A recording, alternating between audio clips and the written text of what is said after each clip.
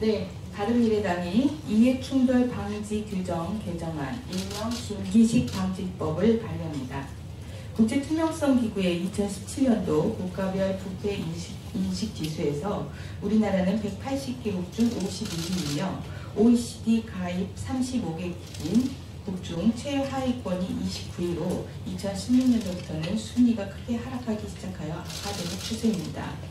2015년 청탁금지법, 일명 김영란법을 제정하면서 사회 전반적으로 부패 방지에 크게 노력하고 있으나 이 법 제정 과정에서 삭제된 이해충돌 방지 규정은 20대 국회에 들어와서 논의조차 되지 않고 있습니다. 이해충돌 방지 규정은 국민으로부터 권한을 위임받은 공무원 등이 공공의 이익을 등한시한 채 개인적 이익을 추구하는 것을 막고자 하는 것입니다. 이에는 15년 전인 2003년 공공부문의 부패 예방을 위하여 회원국에 이해충돌을 방지하는 법 체계를 마련하도록 공고하고 이행 상황까지도 관리하고 있으나 우리나라는 너무 뒤처져 있습니다. 이해충돌 방지 규정은 지난 19대 국회 정무위에서 김영란법에 포함되어 논의되었는데 당시 민주당 간사였던 김기식 전 의원은 정부의 이해충돌 방지 규정은 실현 가능성에 문제가 있다며 반대하며 삭제하였고 결국 김영란법은 반쪽짜리 부정청탁 금지 규정만으로 제정되었습니다. 바로 그 김기식 전 의원이 이번 금융감독원장으로 임명되었습니다. 누구보다 청탁 금지와 이해충돌 방지에 대해서 잘 아는 분입니다. 그런데 김기식 금감원장은 자신을 비롯한 민주당 초재선 의원 등 25명이 출연하여 만든 더미래 연구소에서 소장으로 일하는 등 적극적인 역할을 하면서 15년부터 17년까지 금융사와 대기업의 임직원들에게 고액의 교육 프로그램을 참여하도록 한 것으로 의심됩니다. 또한 김기식 금감원장은 19대 국회에서 예산 삭감을 주장하며 비판하였던 피감기관인 대외경제정책연구원 예산으로 미국, 유럽 등 로비성 외유로 강하게 의심되는 해외 시차를 다녀오는가 하면 피감기관인 한국거래소와 우리은행의 비용으로 혼자 또는 보좌관과 함께 해외 출장을 다녀온 것으로 파악되어 부적절한 처신으로 논란이 되고 있습니다. 자신이 출연한 연구소에 기업인들이 고액의 교육비를 납부하도록 한 것, 피감기관의 예산으로 본인과 보좌진의 해외 출장비를 지급하도록 한 것, 이 모두 자신의 권한을 이용하여 사적인 이익을 추구한 것으로 볼 수 있습니다.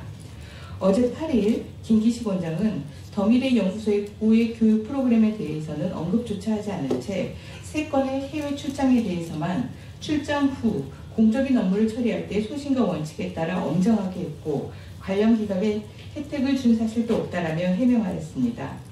하지만 출장 후의 처신의 문제가 아니라 피감기관의 돈으로 해외 출장을 간 것 자체가 문제라는 점에서 청탁금지와 이해충돌 금지를 너무나 잘 아는 김기식 원장의 해명은 논점을 흐리고 직권남용이나 뇌물죄의 법적 책임을 회피하기 위한 변명으로밖에 볼 수 없습니다. 김기식 원장은 법적 책임을 다투기에 앞서 또한 앞선 최은식 전 금감원장이 취업비리로 사임한 것에 견줄 때 위법 여부를 떠나 스스로 사임하는 것이 도리일 것입니다. 또한 이번 김기식 원장의 과거 행태를 볼 때 이해충돌 방지 법안이 반드시 도입될 필요가 있습니다. 이에 18년 4월 3일 이해충돌 방지 법안을 다시 발의하였습니다. 이 김기식 방지 법안은 공직자의 자기 통제를 방지하고 우리 사회가 보다 깨끗하고 공정한 사회로 가는 디딤돌이 될 것입니다. 바른미래당은 깨끗한 공직사회, 더 공정하고 투명한 우리 사회를 위해 최선의 노력을 다할 것입니다. 바른미래당 권은희, 김관영, 오신환, 유이동, 김수미 의원.